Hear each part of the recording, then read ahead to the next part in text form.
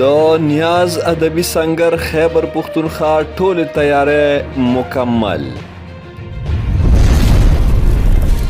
د پښتو د نامتو لیکوال، شاعر، صحافي او دانشور ارواښاد مرتضی خان شاهین د تلین ادبي دستوره به په 8 اګست کولی شي.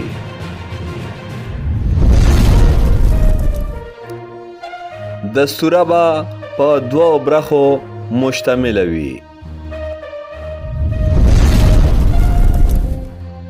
لومبۍ برخه کې به د مرتضی خان شاهین صاحب په ادبي زیار مقاله وړاندې کیږي او نامتو شخصیتونه به د خیالاتو څرګندونه کوي. دویمه برخه به د آزادې مشاعرې وي چې پکې به د صوبې د مختلفو سیمو شاعران خپل کلام پیش کوي. دستوره به په ارکایوز لایبرری هال پېښور کې سهار 9 بجې شروع کیږي.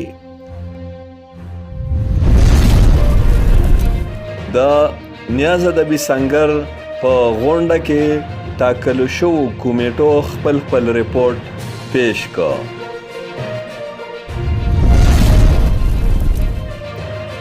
تفصیلات د پښتونخوا ټي وي ګرانو کتونکو السلام علیکم.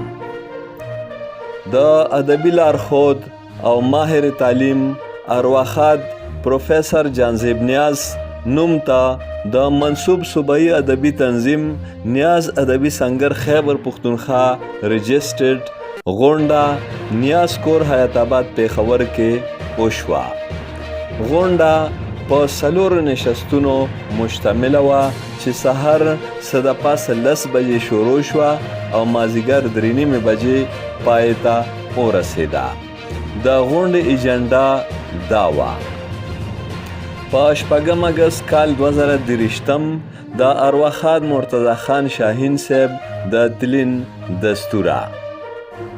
د ښاغلي حمیدالرحمن نادان غزل به تنقید ته وړاندې کیږي. آزاده مشاعره. د لومبي نشست صدارت د نیاز ادبي سنگر چیرمن ښاغلي لیاقتزاده لایق وکړ او د نظامت چارې امجد علي خادم ترسره کړې.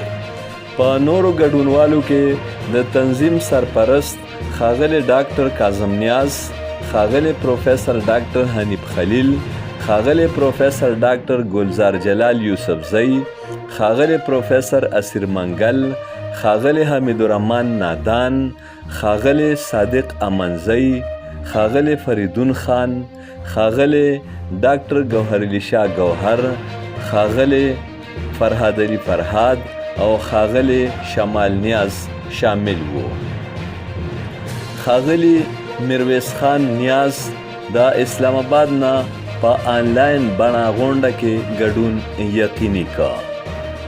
د غونډې باقاعده آغاز د قرآن پاک د تلاوت نه وکړی شو. غونډه کې په 8 اګست د اتوار پر ورځ د نیاز ادبي سنگر لخوا د نومیالي ادیب، شاعر، صحافي او دانشور ارواښاد مرتضی خان شاهین د تلین په لړ کې د ادبي دستورې په کامیابولو تفصیلي خبرې اترې وشوې. په دې موقع ارګنایزینګ کمیټه، د هرکلي کمیټه، د هال کمیټه، د ډوډۍ د انتظام کمیټه، پینافلیکس کمیټه، سټیج کمیټه او بلنلیک کمیټه د خپل کار ریپورت وړاندې کا او د ټولو انتظاماتو تفصیلي جایزه واخیستې شوه. په شوو انتظاماتو د اطمینان څرګندونه وکړې شوه. د سنگر سرپرست ډاکټر کاظم نیاز او چیرمن لیاقتزاده لایق وویل چې د دستورې په انتظاماتو کولو د سنگر ټول ټیم خپل فعالیت په ډاګه کړی دی. دواړو مشرانو د مرتضی خان شاهین د ادبي خدماتو خاص ذکر کولو سره وویل چې د کیدونکي دستورې هر ډول کامیابی او معیار به په هر حال کې یقیني کولی شي. د قائد اعظم یونیورسيټي اسلام آباد ډایریکټر او نومیالي ادبي شخصیت ډاکټر حنیف خلیل وویل چې نیاز ادبي سنگر یو فعال ادبي تنظیم دی او د مرتضی خان شاهین صاحب په شان د لوړې پایې د لیکوال او منلي شخصیت تلین مانزل د سنگر لوی کریډټ دی. ډاکټر حنیف خلیل وویل چې د شاهین لالا شخصیت یو ګڼلخیز شخصیت او د شعر او ادب دپاره خو یې بیخي زیات او غوره خدمات ترسره کړي دي.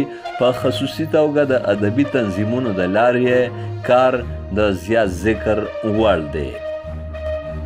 د ایډورډز کالج پیښور د انګریزي څانګې چیرمن او نومیالي دانشور ډاکټر ګلزار جلال وویل چې زه د نیاز ادبي سنګر نه ډېر متاثره یم او بابا سره هم پاتې شوی یم. دا تاسو چې کومه د مشرانو یادولو سلسله شروع کړې ده دا هم ډېره ګټوره خبره ده. نوموړي ډاکټر ګلزار جلال یوسفزي وویل چې مرتضی خان شاهین صاحب به کیدی شي د ځینې خلکو نه هیر وي خو ډېر پخوا د جرنالیزم دپاره هغه خپل ځان وقف کړی او کار یې کولو. د جرنالیزم او صحافت سره تعلق لرونکي خلک به ټول ښه پیژني او ماته دا اعزاز حاصل دی چې زما لومړی آرټیکل په شهباز اخبار کې شاهین لالا چاپ کړی و. غونډه کې دا پریکړه هم وکړې شوه چې ډاکټر حنیف خلیل او ډاکټر ګلزار جلال یوسفزی به د نیاز ادبي سنګر د نثر د مستقل کمیټې غړي وي. دویم نشست تنقیدي و چې د صدارت چارې یې ډاکټر حنیف خلیل ترسره کړې او نظامت یې صادق منځي وکړو. حمیدالرحمن نادان خپل غزل تنقید ته وړاندې کړ چې تفصیلي بحث پې وکړی شو او په مجموعي توګه غزل معیاري وګرځولی شو. دریم نشست کې آزاده مشاعره وه چې صدارت یې ډاکټر ګلزار جلال او نظامت یې حمیدالرحمن نادان وکړو. مشاعره کې لایق زاده لایق، ډاکټر کاظم نیاز، ډاکټر حنیف خلیل، پروفیسر اسیر منگل، حمیدالرحمن نادان، صادق منځي، فریدون خان، ډاکټر ګوهر شاه ګوهر او امجد علي خادم برخه واخیسته. مشاعره کې امجد علي خادم د محرم میاشت په مناسبت د ادبي لارښود ارواښاد پروفیسر جانزیب نیاز صاحب یو لیکلي صوفیانه کلام هم واورولو چې د غونډې ګډونوالو ډېر خوښ کړ او د مشاعرې صدر ډاکټر ګلزار جلال د مشاعرې یو شاهکار کلام وګرځولو.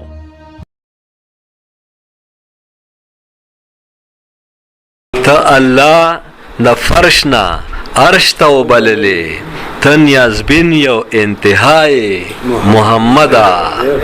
ته الله د فرش نه عرش ته وبللې، ته نیازبین یو انتهای محمده. او تا د سختو سختۍ تیرې په خپل ځان کړې، تا د سختو سختۍ تیرې په خپل ځان کړې، په نبیانو کې آلای محمده. مننه، تا د سختو سختۍ تیرې په خپل ځان کړې، په نبیانو کې آلای محمده. او آخرت کې شفاعت مستا نصیب شه، آخرت کې شفاعت مستا نصیب شه. ته زمنګ د ژوند تکیه محمده، آخرت کې شفاعت مستا نصیب شه. ته زمنګ د ژوند تکیه محمده. او چې ستا نوم واخلو زړګي ته قرار راشي، چې ستا نوم واخلو زړګي ته قرار راشي. ته هر رنځ لره دوای محمده، چې ستا نوم واخلو زړګي ته قرار راشي.